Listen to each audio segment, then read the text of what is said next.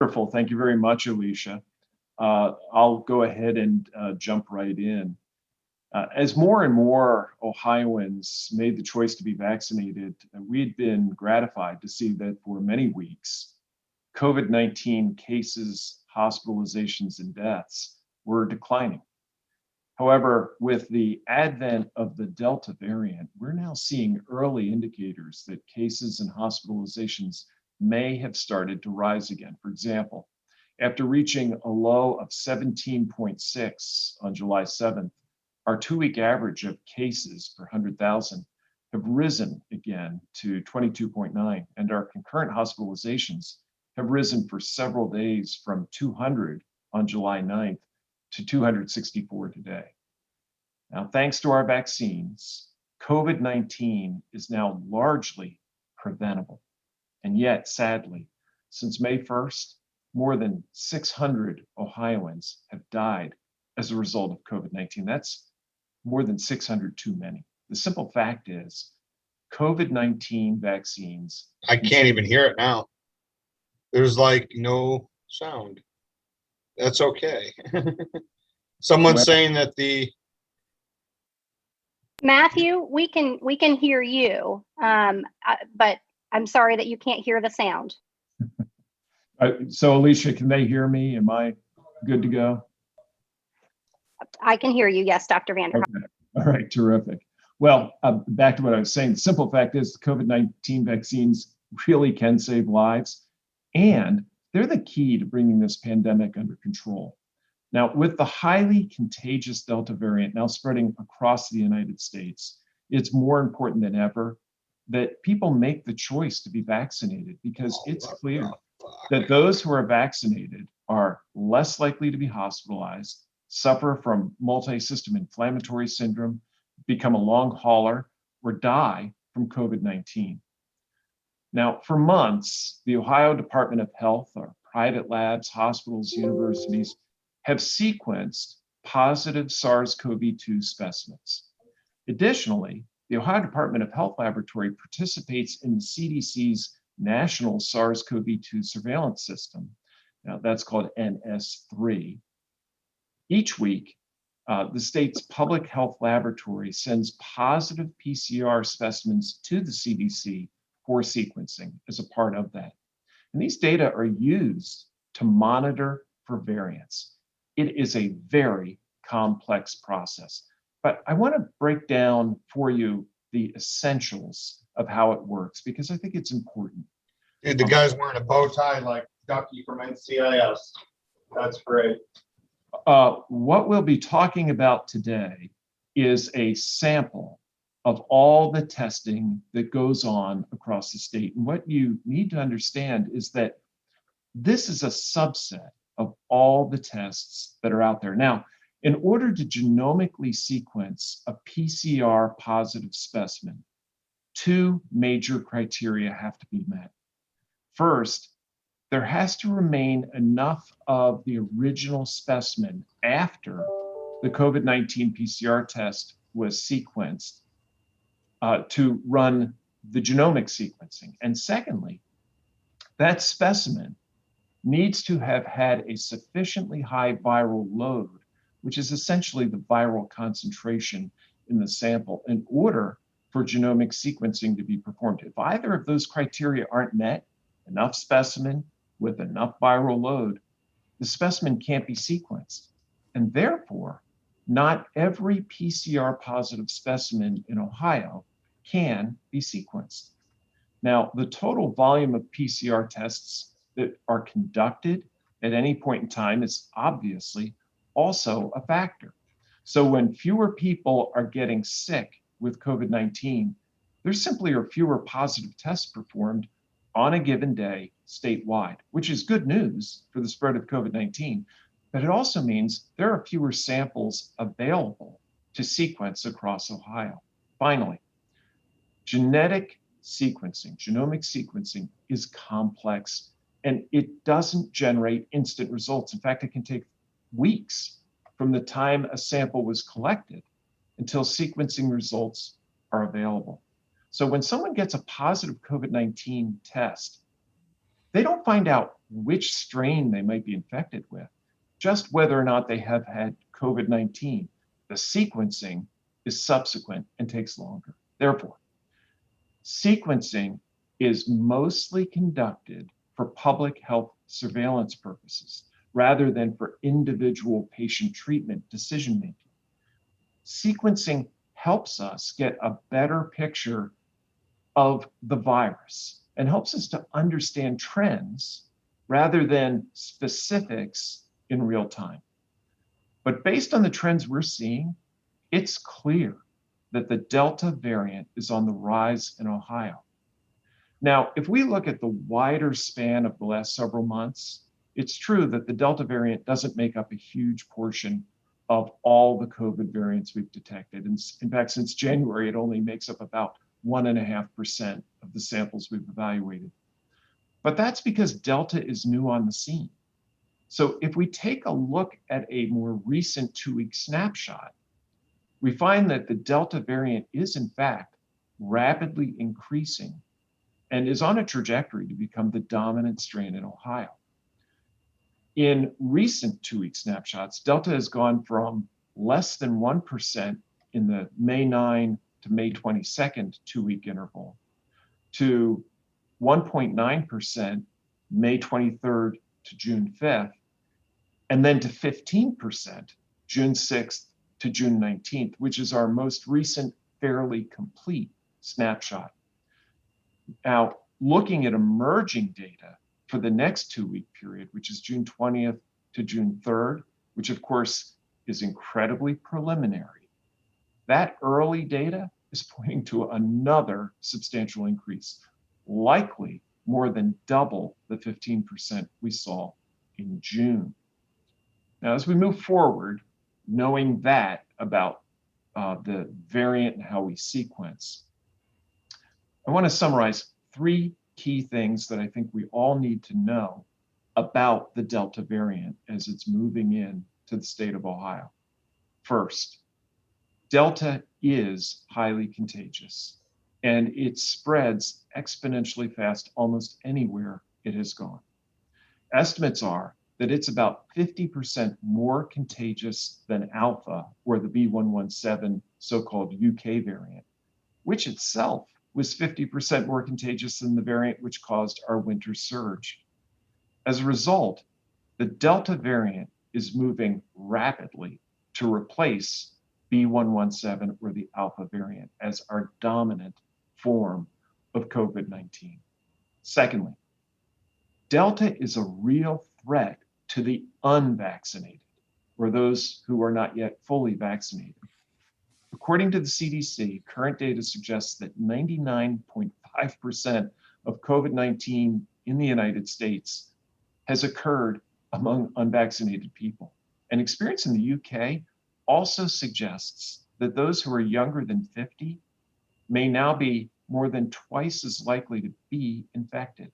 And this actually makes a lot of sense when you consider the very high vaccination rates among those older than 50 that are present both in the UK and here in Ohio. And according to a recent Lancet study, Delta is much more likely to cause someone to be hospitalized if they're unvaccinated than the Alpha variant was. So the reality is we now have 2 Ohios, an Ohio that is vaccinated and protected on the one hand, and an Ohio that is unvaccinated and vulnerable to Delta on the other. Looking at places like Missouri, which have been dealing with high rates of the Delta variant, it appears that communities with low vaccination rates are at particular risk of what have been called hyperlocal outbreaks, concentrating the devastating impact of this disease in those communities. And lastly, vaccination remains our best defense, and in fact offers excellent protection. All 3 of the vaccines offer very high rates of protection against Delta hospitalization and death. And while yes, there are potential side effects from vaccination, just like there are from any antibiotic or any medication, those risks are small indeed compared with the risks of COVID-19 for people of any age. Now, joining me today is Dr. Andy Thomas, Chief Clinical Officer of the Ohio State University Wexner Medical Center. And Dr. Thomas, I'd like to turn to you because we're hearing reports that the Delta variant is more contagious and perhaps more severe. What are you seeing in your hospitals? And are you seeing that hospitalization is happening more among the unvaccinated?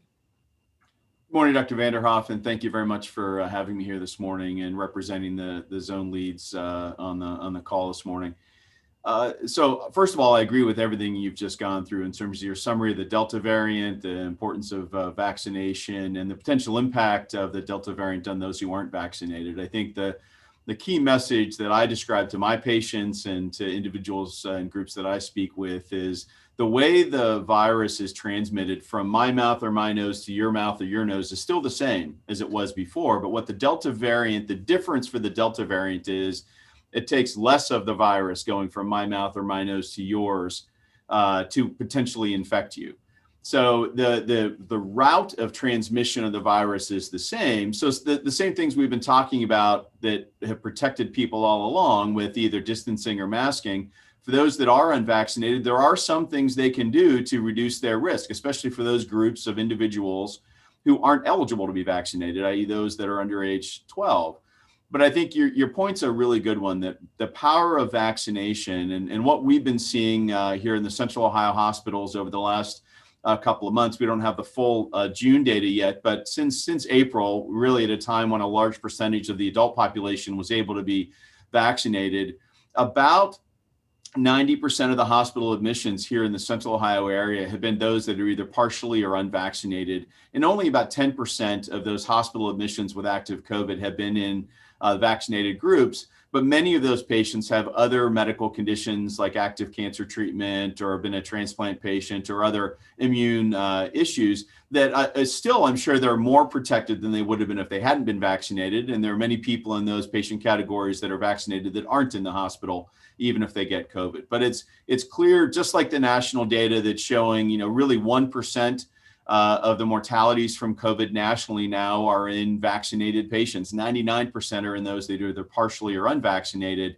I think that the Delta variant just makes the case even more clear for the importance of vaccination to reduce your risk of getting a more contagious virus. And to some degree with the Delta variant, this is to be expected. This is the same thing that you and I and others were talking about with some of the folks on the call today in the press back in February and March, looking at the UK variant that was more contagious, out-competing other versions of the virus. And by late April, early May, we had really the UK variant becoming the predominant variant in the state of Ohio. We're seeing the same with the Delta variant now, where we're seeing this doubling time over each 2-week period to the point that it will eventually become the predominant variant in the state. So I think in terms of hospitalization, which was one of your questions, we are seeing a slight rise over the past 7 days. I think some of that rise is most likely a small bump in cases coming out of the July 4th holiday that we're now seeing those cases become hospitalizations. But I think the reality is we've gone in our zone, zone 2, which is about a third of the state, from the high 40s of patients in the hospital the last week of June, first week of July, to the mid 60s of patients in the hospital. Now compare that to 1,200 patients in the hospital on our worst day back in December. So the numbers we're at now are where we were in about mid-June. They aren't unprecedented by any means, but they are on the rise. And what we don't know, as we've talked about with the press multiple times over the course of this pandemic, we hope that rise will peak and come down, but we don't know that yet. And that's why we're certainly tracking those numbers on a daily basis and making sure that we're following the data and responding as best we can to be prepared for any surge of patients. Thank you very much. We're also hearing a variety of reports nationally about various trends that are impacting hospitals and health systems in different parts of the country. What else would you say about what our hospitals and health systems are observing about COVID-19 activity in Ohio relevant to the stories we're hearing nationally? Well, I think many of them are consistent. I think part of the good news of the vaccination story is if you look at those that are most vulnerable and highest risk in our state, even though we're sitting just under 50% total for vaccinations of our population, if you take out those under age 20 from both the numerator and the denominator, we're sitting closer to 60% of individuals that are vaccinated. That's a very, I think, good number compared to many, many other states around the country. But if you look at those over age 60, we're well over 70%. And those over age 65, we're over 80% of those patients being vaccinated. So when we think back to the November, December timeframe, and even into January, before we had vaccine widely available to the general public, we were seeing large numbers of elderly patients being admitted to the hospital when they contracted COVID. Luckily, our treatments were different than they were in the spring of 2020. We had new medications, new ways to deliver oxygen, and our outcomes have been better even during the peak of the virus than they were the spring of 2020. But I think what we're seeing now is with a lot of older patients fully protected by being vaccinated, we're seeing fewer of them being in the hospital, which is great news. Even if they are contracting COVID, if they're vaccinated, they're less likely to need to be admitted. So I think the trends we're seeing are relatively similar to other trends nationally. But certainly, to your point earlier, there are some hotspots in certain states around the country where there are high percentages of unvaccinated patients. And I think we need to keep an eye on that in Ohio as well, since there are some parts of our state that have higher percentage rates of vaccination than others. But my hope would be those individuals at high risk will have taken this seriously, will have taken the opportunity to roll up their sleeves and protect themselves and their loved ones to reduce that risk of hospitalization, being in the ICU, or unfortunately passing away from the virus. Well, thank you very much, Dr. Thomas. So in short, the good news is that our current vaccines are effective against the Delta variant. The bad news is that if you're not fully vaccinated, you're at real risk of contracting the Delta variant, including real risk for serious illness, including hospitalization and death. Remember, COVID-19 is now a vaccine preventable illness, and not being fully vaccinated puts you at risk. The best thing any of us can do to protect ourselves and those around us is to choose to be vaccinated. Bottom line is, when there are more people who are vaccinated, there are fewer people who can carry this virus, and therefore more of us enjoy the protection. Time also is of the essence. Remember that if you get a 2-dose vaccine, it can take 5 to 6 weeks for you to be fully protected. Your first dose, followed by your second dose 3 to 4 weeks later, and then full protection a couple of weeks after that. With fall and cooler weather approaching, we need to prepare, and we need to protect ourselves now. The COVID-19 vaccines are thankfully widely available and accessible, and there's really no need to wait. If you're not yet vaccinated, we ask that people please consider getting vaccinated. And if they aren't going to be vaccinated, please wear a mask and practice social distancing as much as possible. Alicia, I think we can now take questions. Thank you, Dr. Vanderhoff. Our first question comes from chelseasick with WKES. Hi, Dr. Vanderhoff. Thanks for taking my question. So we were told the state does not track the number of breakthrough hospitalizations or deaths that come specifically from the Delta variant. So how do health officials know the efficacy rate of the existing COVID-19 vaccines in fighting that variant? Sure, that's a really, really good question. And let me break it down in a number of ways. One, perhaps the most important way that we monitor efficacy are through published studies that are designed to give us an understanding of how well the vaccine is working. And those are iterative. They come in, over time. And we've had recent published studies that have looked at the Pfizer vaccine and the Johnson & Johnson vaccine, both of which have been very, very encouraging. There's an ongoing study right now with Moderna, but since it is essentially the same thing as the Pfizer vaccine, I think most in the medical and scientific community, really ascribe whatever is seen with Pfizer to Moderna. It certainly played out that way over time. There's a second mechanism, though, And that is that the FDA and the CDC together do ongoing concurrent monitoring of the vaccines. And a part of that concurrent monitoring, of course, also involves the efficacy of the vaccines. And then the final piece of that is we can look at overall vaccine breakthrough rates. As you know, our vaccine breakthrough rates in terms of breakthrough hospitalizations, breakthrough deaths have been vanishingly low. And that has continued on a national basis, even now when nationally Delta is the dominant virus. And here in Ohio, where it is emerging as the dominant virus. So those patterns together, those three sources of information, give us, I think, a very high degree of confidence that this vaccine, this set of vaccines that we have, and the Delta variant are a good combination. But it's certainly something we pay a lot of attention to. Dr. Thomas, is there anything I missed that you would add? I agree completely. Nothing to add. Thank you, Bruce. Our next question comes from Lindsey Mills with WBNS 10 TV. Hi, good morning. My question is actually for Dr. Thomas. I'm curious to know, we talked about the trends, how they compare nationally and here, but with hospitalizations here in Ohio on the rise, are the effects of the Delta variant worse? What are you seeing from those recent hospitalizations? Does the Delta variant affect patients differently? Thanks for the question. I think similar to Bruce's response, much of the data that we look at is data that's presented on a national basis from research scientists, the CDC and others.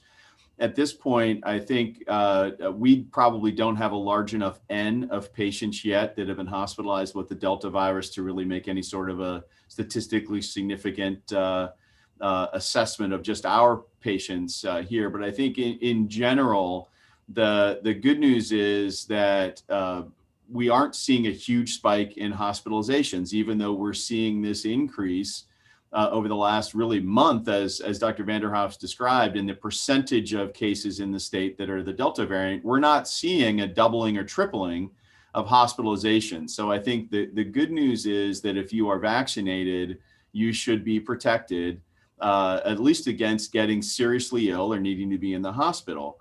I think what's unclear is if you're not vaccinated, how it's certainly easier to catch. That we know. We've described how it's more contagious.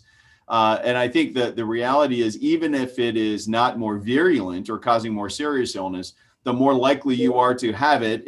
Even if it's a small percentage chance that you're going to be in the hospital, the more people have it, the more people are going to be in the hospital. So I think that the studies are not showing that it's incredibly more virulent, or more serious as an infection. But what I will say, if you're not vaccinated, on average, compared to someone that is vaccinated, it's significantly higher risk to need to be in the hospital or to get severely ill. So I think it just gets back to the best way to protect you is to, one, not get the virus. But even if you come into contact with someone who has the virus, the best way to protect yourself is to be vaccinated. Thank you, Dr. Thomas. Our next question comes from Courtney Wheaton with WKRC. Hello. I was just wondering, with the Delta variant on the rise, a lot of camps and, we have a lot of concerts going on right now. And I read a couple of articles from Wexner saying that they could be super spreaders for these events. So should we stop doing these events? Should the people that are organizing them change their course of action with this on the rise? Well, I think that the recommendations and cautions that we've been offering all along really continue to be important for people to remember. Of course, the best thing that you can do, and as Dr. Thomas shared, among those who are 18 and older, the majority of people have chosen this path, which is get vaccinated.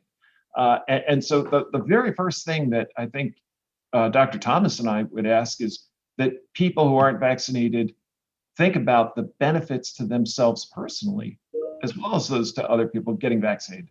But the other recommendation that we've continued to offer is if you're unvaccinated and you're going into a crowded environment, we still recommend that you mask. Masking is a good step. We know that masking works. It helps reduce the ability of me to project virus to you or vice versa. And so we would encourage people who are not masked and going into crowded environments to wear a mask. The third thing that I'd point out is that this variant, it does not spread well out of doors, just like the variants that have preceded it. So fortunately, many of our concerts and gatherings this time of year are out of doors, and that's something that does give us as health providers and health officials a level of confidence about what's happening. But we want to remind people the basics still matter, and masking and trying to maintain distance is still prudent and advisable if you're unvaccinated. Yeah, Bruce, I think the only thing I might add is I think you're right in that distinction of if you're not vaccinated and you're going to one of those types of events, you really should mask. And even though you're exactly correct that outdoors, the risk of spread is far less than indoors, at an outdoor event where you cannot control your environment. So think about some concerts you go to where there are people standing in really close proximity to each other. That pretty much approximates being inside. If you're at an event where there's a good spread because the people are on a blanket, or you're going for a walk in the neighborhood with your neighbor, those aren't the risks we're talking about.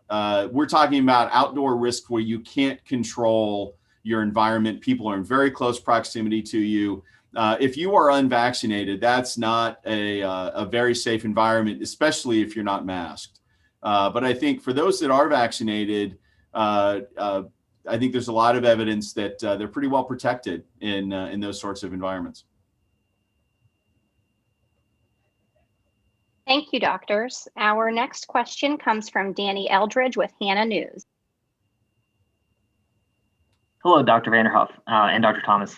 So school is set to start in about a month or so in many parts of the state, and children under 12 cannot get vaccinated. And it looks like a lot of schools are not going to require social distancing and masking unless the state tells them to. So what is the state planning to make sure children are safe when they go back to school? Well, we are following right along with the CDC in recommending that people continue to apply the basics that we know worked, because they worked in the previous school year, which was a time before we had any vaccination which was available. And that simply is that if you are not vaccinated or able to be vaccinated, the safest bet is for you to mask and maximize distance. And we were very successful with that here in Ohio in our schools this past winter. So I think that the good experience is there for us to learn from, and we are continuing to encourage that people apply those lessons from our recent past.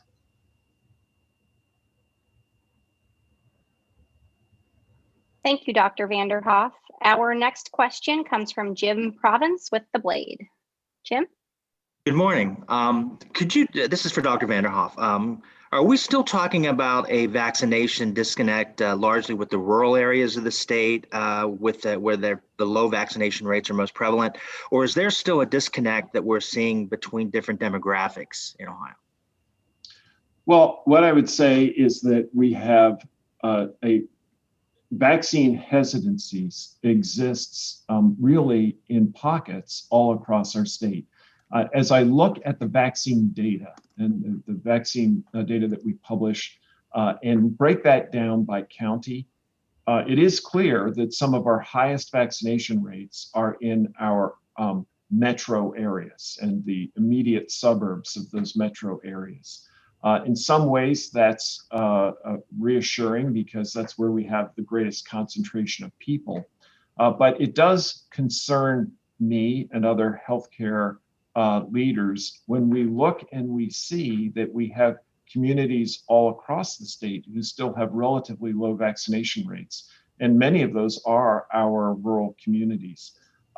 The lesson, I think, comes to us from Missouri, where Missouri is seeing a very severe outbreak of COVID-19 driven by the Delta variant and disproportionately impacting communities with low vaccination rates. So yes, it is true that many of our counties with the lowest vaccination rates are more rural than urban. It is nevertheless the case that even in our greater metro areas, we have pockets where there are areas of low vaccination. So that hence our message, this is still the right time to get vaccinated, and we would strongly encourage those who are waiting to not wait anymore.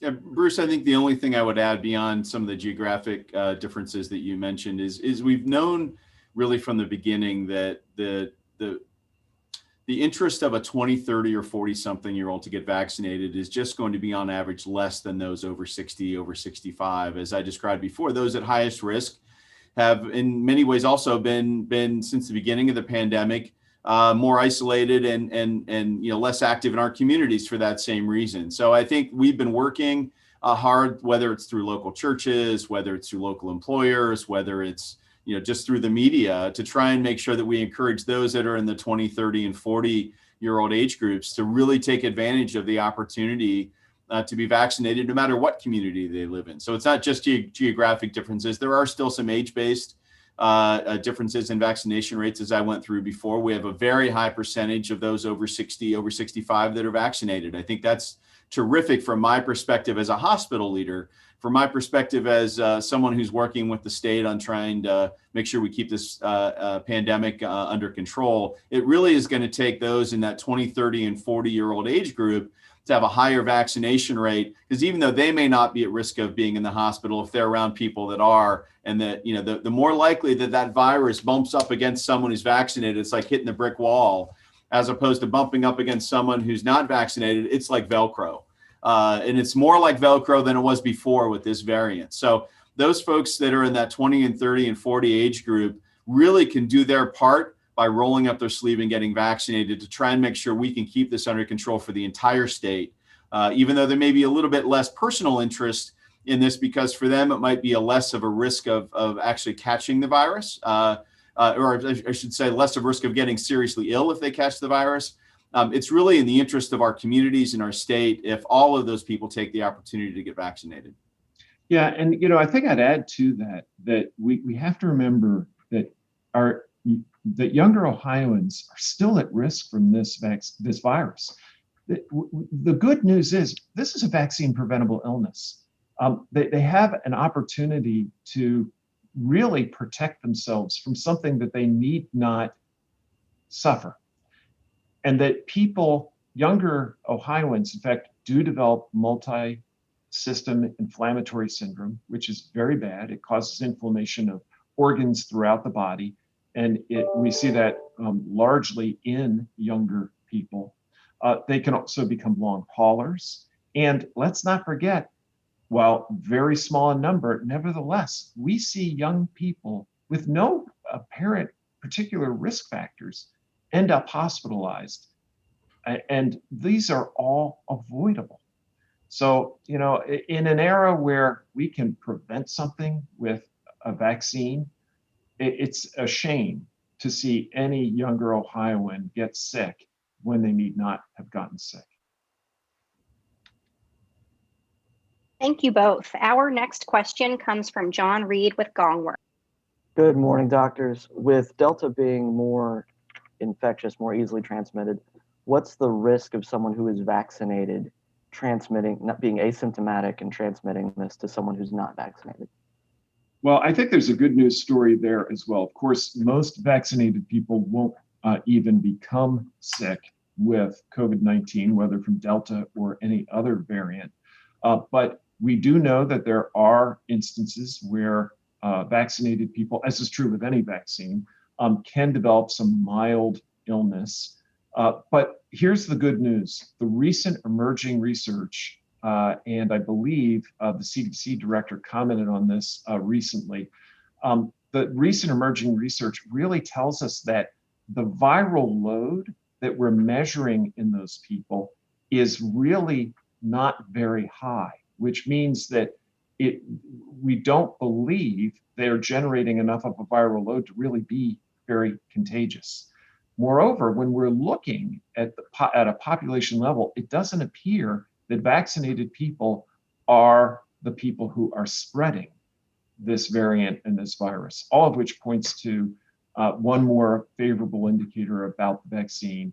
Even if you develop mild illness, it appears you're far less likely as a vaccinated person to transmit the virus than obviously someone who's not been vaccinated. Dr. Thomas, have you been seeing anything else that you'd add? I have nothing else to add. I agree with what you said completely. Our next question comes from Anna Huntsman with IdeaStream.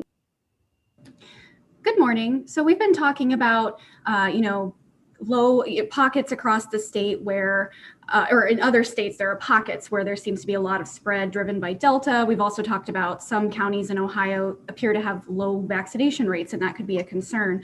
So I'm curious what you can share about what we're seeing with those upticks that you were talking about in cases and spread, and if those are in certain regions. Obviously, we don't have the public health advisory anymore to kind of look at that for ourselves. So I'm curious what you can share about where we're seeing some of the spread happening regionally in the state, and if that seems to be driven by low vaccination rates. Well, fortunately, and you can tell from the numbers I shared at the beginning, these are still very low numbers. It's simply concerning to us that after a long period of watching the numbers decline, we have seen them not only level off for a few days, but actually begin an upturn. But it's not, we just simply don't have enough numbers yet of positivity or of hospitalizations that it's enough to point to any kind of regional or highly specific trend. So this is really us, I think, providing an early warning in the context of what we're seeing nationally, where there are other parts of the country that are seeing a very significant upturn.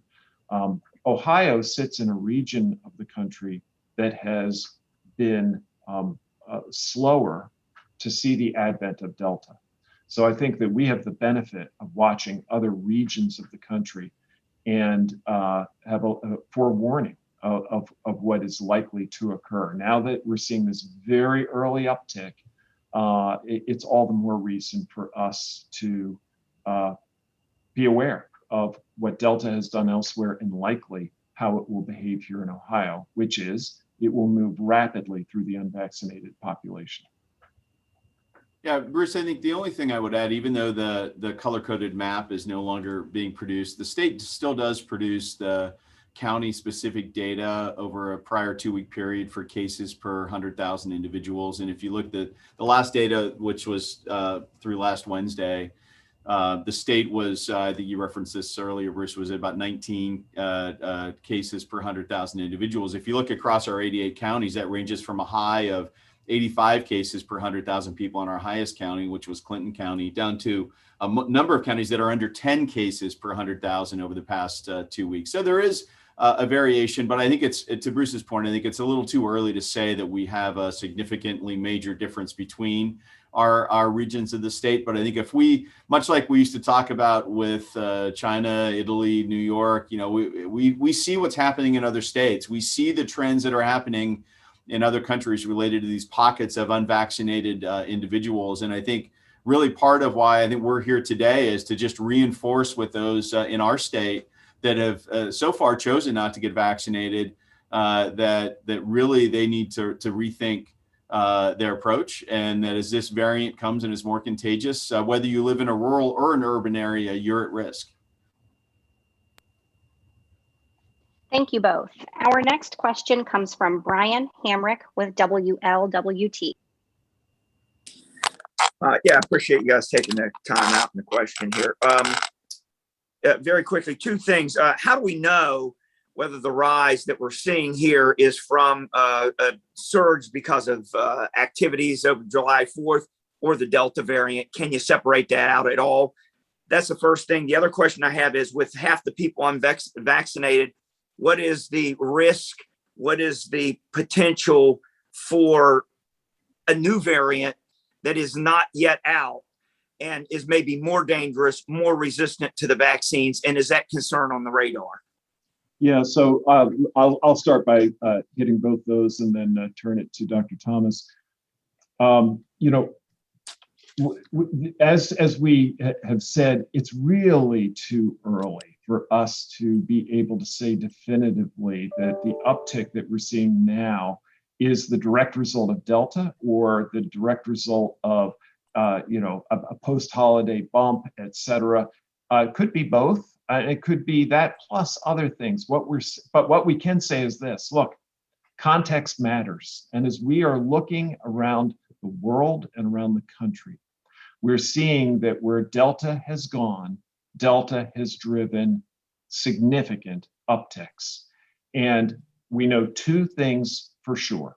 One, Delta is here and it is rising rapidly. We know that from that genomic testing information that I shared before. Secondly, we know that we're seeing, after a long period of continuous decline, now several days of an uptick. When we put those pieces together, it sure makes one think Delta might be at play here, that we might be seeing the beginning of Delta's impact on the state of Ohio. Secondly, we're constantly monitoring for other variants. And, for example, Dr. Thomas and I were talking just yesterday about reports in some of the national literature about emerging variants from other parts of the world. There's a Lambda variant that's been reported on down in South America. It's the one among many variants of interest. And if you look at the CDC site, you'll see that they list a number of variants of interest. There are others. And people like me and Dr. Thomas watch those very, very closely. However, I'd say at this stage in the game, it's very premature to make any conclusions about any of those. But we have some good track record, some good news that we can look at as the variants have hit the United States, and they have been experienced by people here in this country. Our vaccines have held up extremely well. And so as that happens over and over again, now happening with the Delta variant, it really does create a greater sense of confidence for us about the quality of the vaccines that we have, which I think are very, very good. Dr. Thomas, would you add anything? I agree 100%, Bruce, with what you shared. Thank you. Our next question is from Jess Hardin with Mahoning Matters. Jess? Hi, thanks so much for taking our questions today. Obviously, you've outlined the dangers of the Delta variant to the unvaccinated, but are you recommending any changes in behavior for vaccinated people, given that there have been breakthrough cases and that vaccines obviously aren't 100% effective, and especially in terms of summer travel and other things like that? Yeah, I think that the good news is that the vaccines have really proven to be incredibly protective for people. And my recommendation would align with that of the CDC. If you're a vaccinated individual and you're now fully vaccinated, unless your personal physician has advised you otherwise due to the specifics of your medical condition, which may be perhaps an underlying immune problem that you're known to have. But for most people, vaccination is outstanding protection. And I think we remain very confident that if you're vaccinated, you can really pretty much go about business as usual. However, if you're unvaccinated, what we're saying is, look, the risk just keeps getting greater and greater. And Delta is the latest variant on the block. Others will come. Mask, maintain distance. Those are really important steps. but please think about getting vaccinated because it's your best protection. Thank you. Our next question comes from Gil McClanahan with WCHS. There we go. Hope you can hear me now. My question is, listening here to your concerns about the increased numbers of the Delta variant, will that make it necessary for you guys to go to the governor and say, hey, look, recommend to him that maybe we need to bring back some of the COVID restrictions that we had from a few months ago? And if the numbers continue to go up, is that a possibility in the future? Well, I'll tell you, it's really hard to speculate about where things could go or might go. And I've learned with this virus never to try to make predictions about its behavior. But I think we're in a very different position than we were in as we were heading into last fall. Because, we had no vaccine available as we were heading into last fall. And now, as Dr. Thomas shared, when we look at those 18 and older, almost 60% of Ohioans have begun the vaccination process. And when we look at those 65 and older, the numbers are better than 80%. So we have a lot of good protection there. I think really what our plea is now is that as doctors, we worry a lot about the 40% or the 50% if you look at everyone in the state who aren't covered. And we're asking that people who are not yet vaccinated take advantage of the benefits of this vaccine and protect themselves and others with vaccination. And that we remember that there's some folks 12 and under who can't get vaccinated right now. And we need to think about how we best protect them, because COVID-19 does affect people less than 12. And all we have to do is look at the cases of MIS-C, the multi-system inflammatory syndrome in children, to know that they're not immune from the bad effects of COVID-19. Thank you.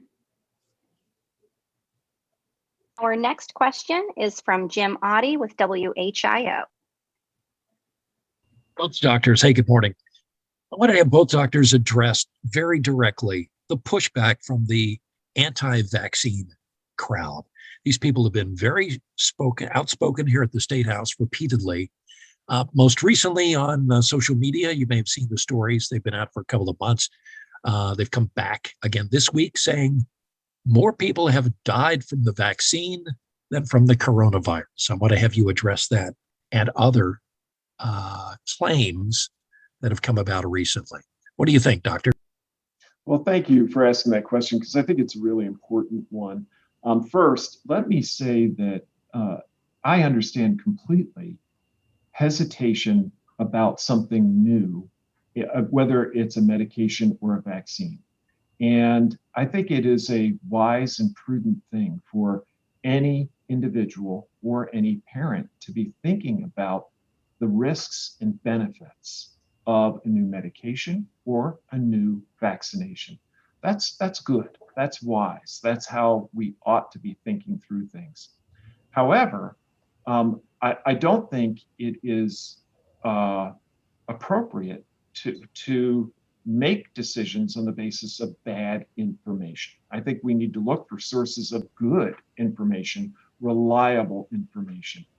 And the reliable sources of data that have proven themselves over many, many decades, the peer-reviewed medical literature, the scientific research, which is promulgated by the CDC and that is reviewed by the Advisory Committee on Immunization Practices, these have been very, very clear. The risks of COVID-19 vastly outweigh any risks associated with our vaccines. The benefits of the vaccines are far greater than the risks of side effects and problems from the vaccines. And one of the things that is extremely clear is that COVID-19 has ended the lives of far, far, far too many people. huge numbers of people, and that we simply don't see that happening from the vaccines. Could there have been vaccine-associated deaths? We believe that perhaps there have been some, but we're likely talking about a handful of cases. And that's going to be true of any medication, of any vaccine, of any intervention. The medicines that we provide our patients, the vaccines we provide our patients, are not entirely risk-free. They all carry risks, but their risks are tiny compared to the benefits that we offer.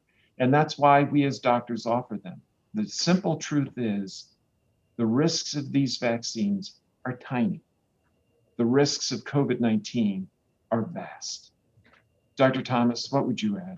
Bruce, I agree with your comments. I think, Jim, I would put the concerns into two different buckets.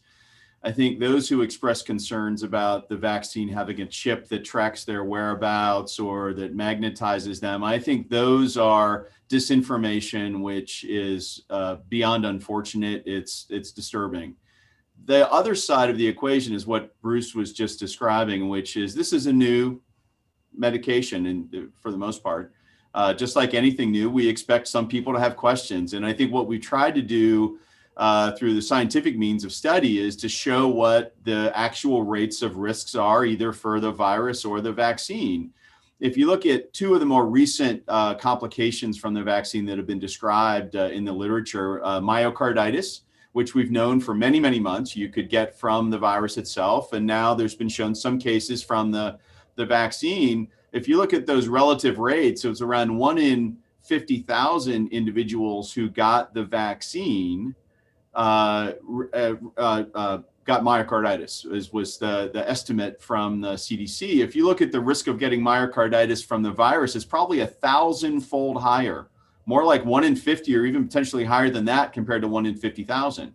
The one that came out, I believe, was over the weekend or just maybe it was Monday, around the J&J vaccine and the risk of what's called Guillain-Barré syndrome. They identified 100 cases nationally out of over 10 million, well over 10 million doses of vaccine given.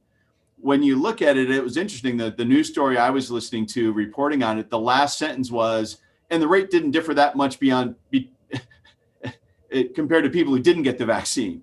Because you can get Guillain-Barré syndrome from getting bronchitis, from getting a sinus infection, from getting anything. Any sort of infectious illness can cause a very low risk of a serious complication. So I think that I would put the hesitancy really, like I said, into those two buckets. The first bucket, where it's just disinformation. It's clearly things that are irresponsibly being put out there by individuals where there's really no basis in fact. The second group, where there's hesitancy around some of these potential complications from the vaccine, those are being studied. They're being tracked incredibly well by the CDC in terms of the risks. And I think when you compare those risks to the risk from the virus itself, there's no doubt in my mind, as Dr. Vanderhoff has described, that the vaccine is far safer than walking around unvaccinated. And once again, the Delta variant just raises that risk for the unvaccinated as we move forward.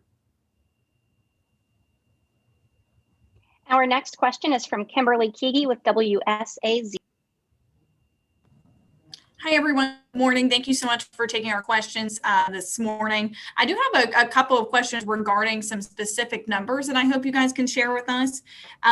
So the first one is, how many total number of cases in Ohio have been tied to the Delta variant?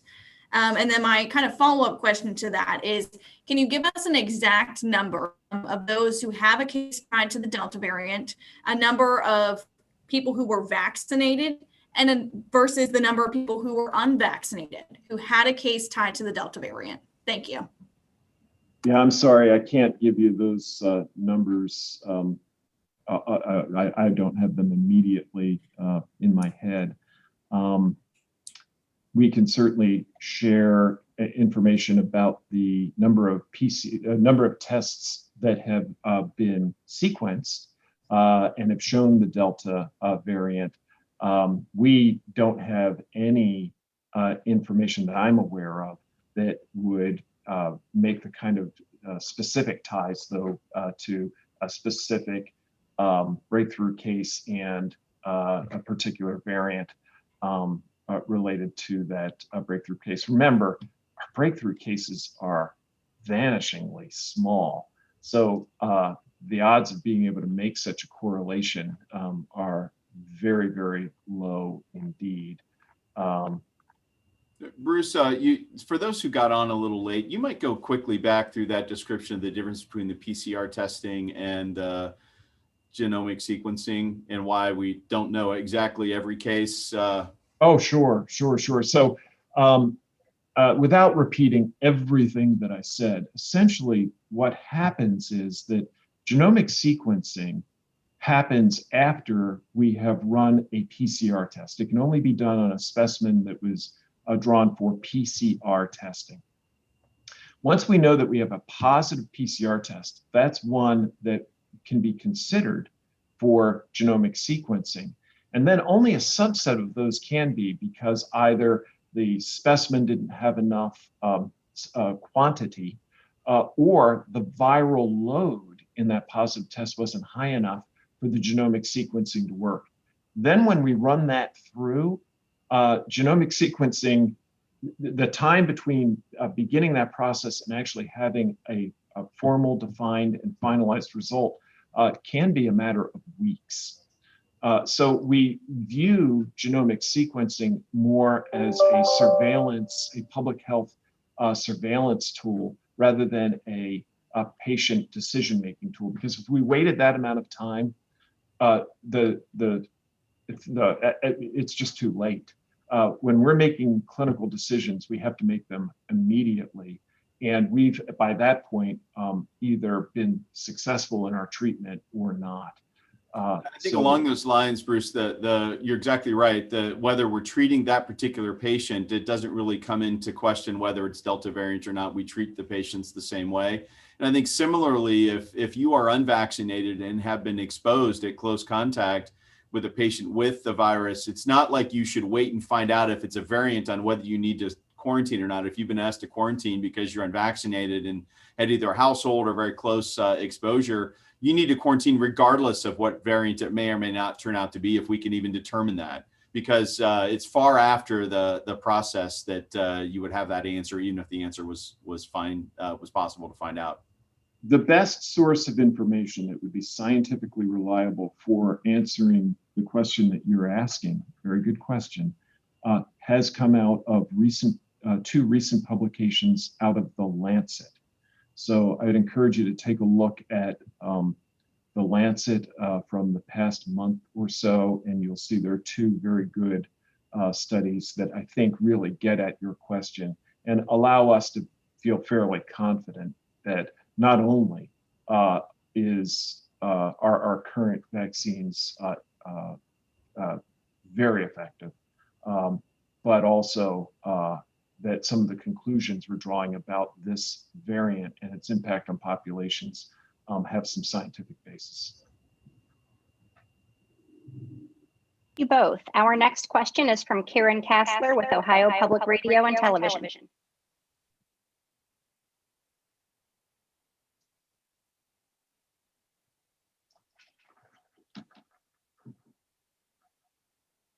Karen, I see you're unmuted, but I can't hear you.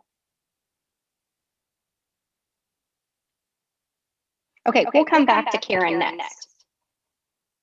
Unless, Karen, we can hear you now. Okay. Alexis Moberger with WSYX. It was kind of stated earlier, but just to kind of ask it a little bit again, as far as with the variants, we're seeing the Delta variant, but any concern with this Lambda variant that we're starting to hear about? Yeah, so Lambda is one of the variants of interest that we alluded to before. And at this stage in the game, I think that we ought to continue to have interest in what it's doing and know that the CDC and medical leaders are watching it along with a variety of other variants of interest very, very closely. The problem with drawing much in the way of conclusions about that particular variant is that while it has caused a lot of illness and has caused rapid spread down in South America, its impact has been geographically very circumscribed, and the population has a very, very low rate of vaccination. So it's hard to draw too much in the way of conclusions about that at this time, but rest assured it's among the variants of interest that all of us are watching closely.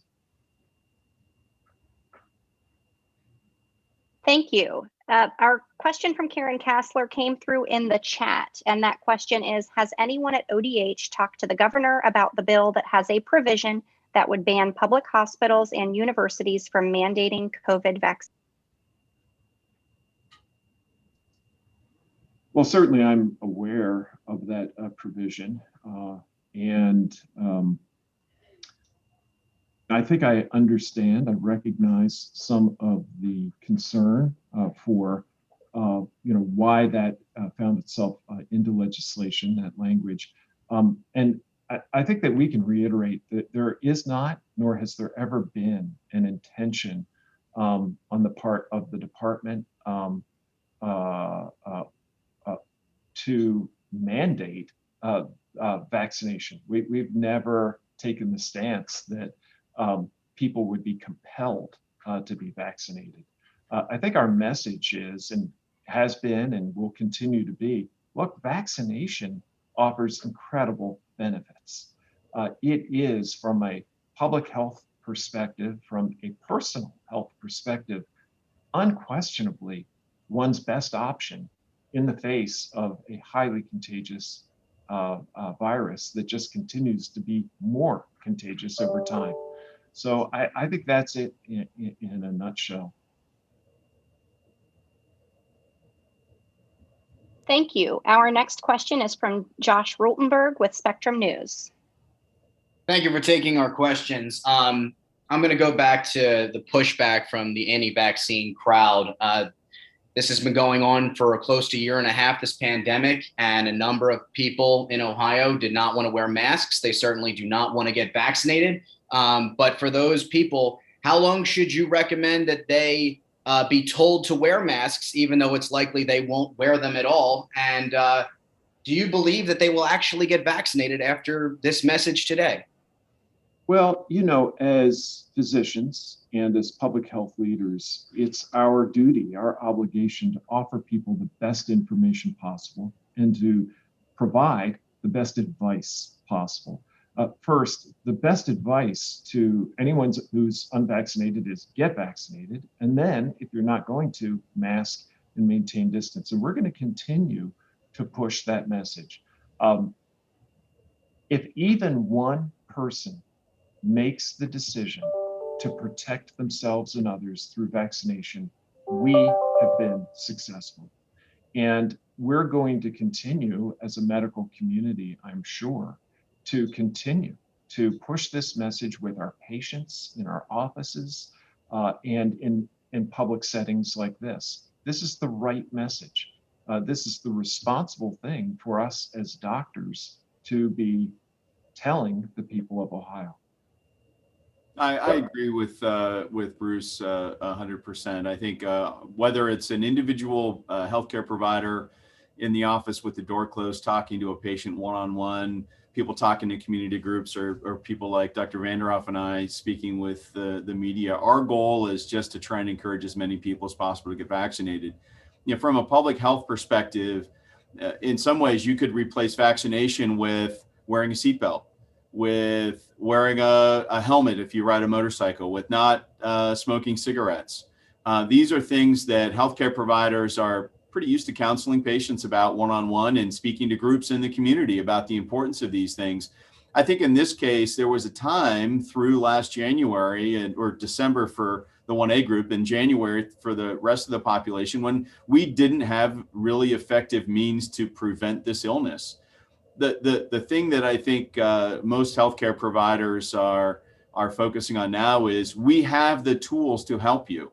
And if we can answer patients' questions, like I said, one-on-one or through mediums like this, and really encourage people to get vaccinated, they will have the benefit of being protected. Their loved ones will be protected. Those who they work with will be protected. And that's really our goal. As we mentioned before, we think we've protected very high percentages of those most at risk for severe illness. But with these variants coming along that are more contagious, I think the case for those that are unvaccinated to get vaccinated just gets stronger each week, each month as we move forward with this pandemic. And if they don't, are they supposed to wear masks for the rest of their lives? How long are they supposed to wear masks for? Well, that's a good question. And the reality is we're not out of the phase of this virus and this outbreak that is one of the potential for widespread. So I think that there will come a time, I hope, that COVID-19 is no longer an illness that we feel a lot of people are at risk for being impacted by. But as long as a lot of people are at risk, we're going to advise those large groups of people to do what they need to do to protect themselves. It would be just irresponsible of us as physicians to not warn people about dangers or risk. The good news is, though, again, that there is a great option. There is great protection available through the vaccine. And we're really encouraging people to consider getting vaccinated.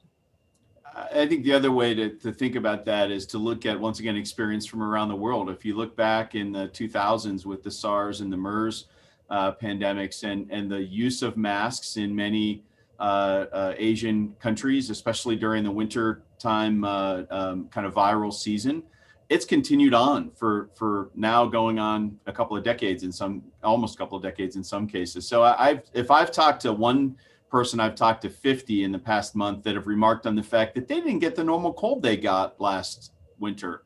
And when we look at our flu hospitalizations, and I haven't looked at the data in the last couple of weeks, but we were sitting at well under 150 total hospitalizations for influenza in the state last year, where we typically would be in the multiple thousands, 8,000 or 9,000 flu hospitalizations. So in terms of the general gestalt for mask wearing in the state of Ohio or around the country, I think we may see more masks voluntarily from people, even if they're vaccinated, moving into the November, December, January timeframe, just because they don't want to get the common cold.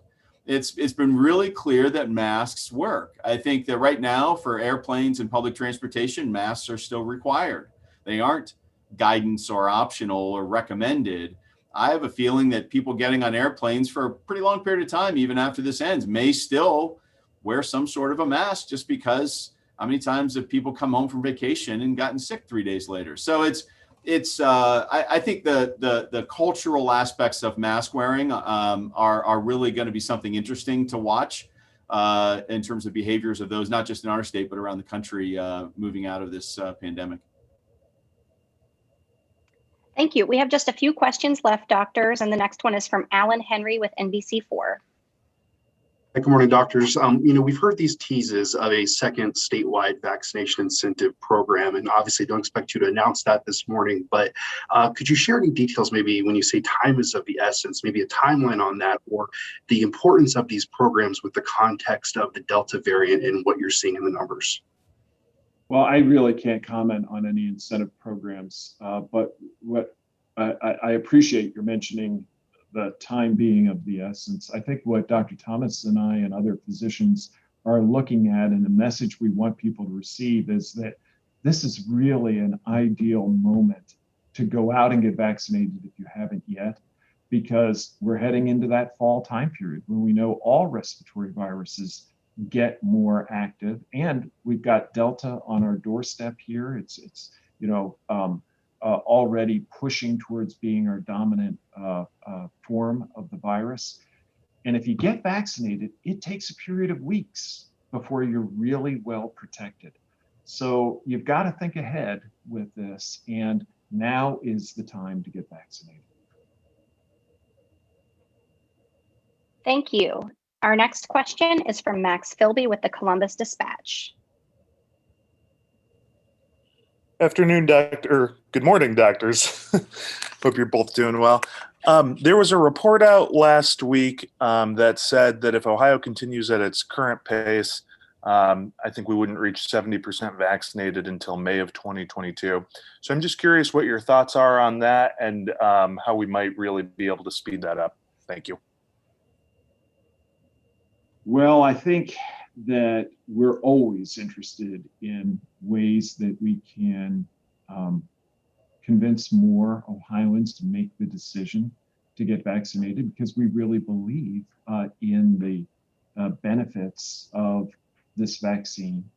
I am both encouraged by the numbers that Dr. Thomas and I have referenced thus far, but also concerned about the opportunity gap that still exists.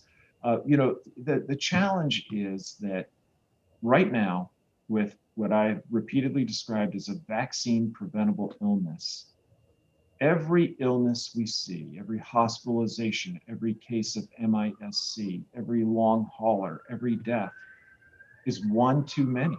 It's tragic for us as doctors to see people get sick with something that we know is preventable. So that message, I think, is one that we're going to continue to share, and we're going to continue to encourage people to consider this as their best option.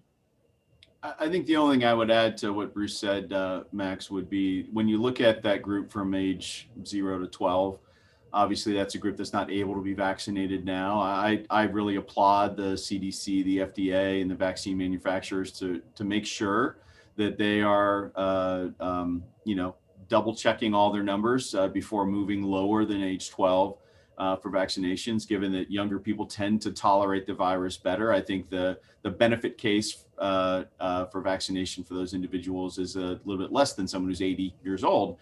But I think that's one of the other, next steps that's going to come at some point later, potentially this calendar year, where we'll see a whole nother group of individuals become eligible for vaccination.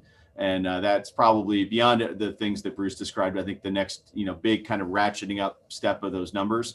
When you look at folks between 12 and 18 or 12 and 20, we're at 380,000 of those individuals that are vaccinated today based on between 12 and 19, 380,000 individuals vaccinated. And I think if we were to go from 6 to 12 and have a similar size group of individuals vaccinated, that's going to be a huge help to push us as a state overall to that 70% number. But as we described earlier, when you're looking at those over age 60 or over 70% already, and those over age 65 or over 80% vaccinated, I think those at most at risk have really been well protected by the effort so far. Thank you. Our final question is from Jake Zuckerman with Ohio Capital Journal. Good morning, doctors. I wanted to ask about the vaccination rate. We're about 7 months into the rollout, and we're still short of 49% vaccinated in Ohio, and it's slowing down every day pretty consistently. Should institutions like colleges and employers begin to impose vaccine mandates on their students and staff? Thank you. Well, first, an encouraging note. While we, of course, want to see more vaccinations, when we put into perspective the very short period of time we've had available to get this vaccine out, and we're able to look and say, hey, for those 18 and older, we're approaching 60%, those older than 65 are above 80%. Overall, we're approaching 50%. That's actually pretty remarkable. In terms of further incentives for vaccination, I really can't comment on what employers will be doing or should be doing. I will note that I've seen media reports of some employers feeling it is a critical necessity for their workforce to be vaccinated. But that's not something that as a Department of Health we're mandating or pushing. And if I may follow up here, when ODH employees come back to the office, will they be mandated to be vaccinated, or will you leave it to them to decide? Well, again, we are not mandating that anyone be vaccinated. No one will be compelled by the Department of Health to be vaccinated. So with our own workforce, we're following the CDC guidance, and we are strongly encouraging vaccination. Those who are vaccinated do not need to wear a mask in most settings. While those who are unvaccinated, we are asking to mask and maintain distance, again, in alignment with CDC guidance. Exceptions to that, of course, would be those of our workforce who are in healthcare settings. And there's a different situation because they're dealing with vulnerable patients. And we follow the CDC guidance there as well. Thank you. Thank you very much, doctors. We appreciate your time today. If you'd like to share any closing remarks, feel free. Otherwise, we can go ahead and close this event. Thank you again. Thank you. The only comment I would say is thank you to all those in the media that are here and doing their best to try and combat that disinformation that we discussed earlier. So thank you all for everything you're doing to try and get the message out. Yes, yes, indeed.